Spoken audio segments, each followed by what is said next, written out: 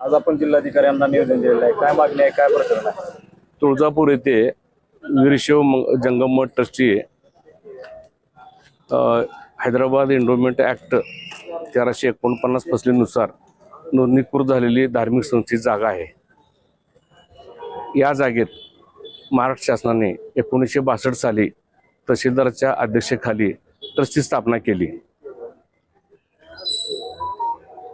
आणि नगर परिषदेने या ठिकाणी असलेल्या 2364 चौरस मीटर जागेपैकी 731 चौरस मीटर जागेवर 57 वर्षापूर्वी भाजी मंडईचे आरक्षण टाकले आणि त्यानंतर कागदोपत्री कारवाई करत 1978 साली भूसंपादनाचा निवाडा व कागदोपत्री त्या जागेचा ताबा पावती करण्यात आली। त्यावेळी त्या जागेचे ट्रस्टचे अध्यक्ष तहसीलदार होते।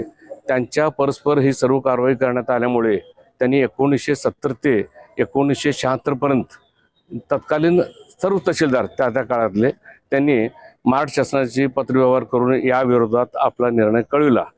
तरीही त्यांच्या परस्परी कारवाई करण्यात आल्यामुळे 1976 साली नगरविकास मंत्रालय मुंबई यांनी नगरपालिकेच्या या कारवाईला स्थगिती दिली आणि त्यानंतर 1978 साली झालेल्या भूसंपादनाच्या निवाड्यानंतरही महाराष्ट्र शासनाच्या नगरविकास मंत्रालयाने 1978 व 1983 साली या ठिकाणी स्थगिती दिली आणि नगर परिषदेने या जागेचा ताबा व मालकी मान्य करत 1984 ते 2025 पर्यंत 6 वेळा बांधकाम करण्यासाठी परवानगी दिलेली आहे।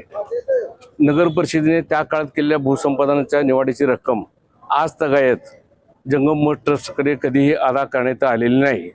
तसेच दुसरी बाब म्हणजे या जागेचा ताबा आज तगायत ट्रस्टकडेच कायमस्वरूपी आहे आणि यानंतर नगर परिषदेने 1997 ते 2002 या काळात सर्वानुमते विविध ठरावाद्वारे या जागेवरचं आरक्षण उठवून ही जागा जंगम मठाकडे कायम ठेवण्याचा निर्णय घेण्यात आला। तसेच नगरपालिकेने महाराष्ट्र शासनास कळविलेले आहे। यानंतर 2010 साली आम्ही त्या जागेचा 2010 साली तुळजापूर शहरांचा विकास आराखडा मंजूर करण्यात आला। या आराखड्यात नगर परिषदेने ही जागा सार्वजनिक हेतूने मठाकडेच कायम ठेवण्यात आली आणि तसे विकास आराखडे नमूद केला व जागेचा समावेश केला।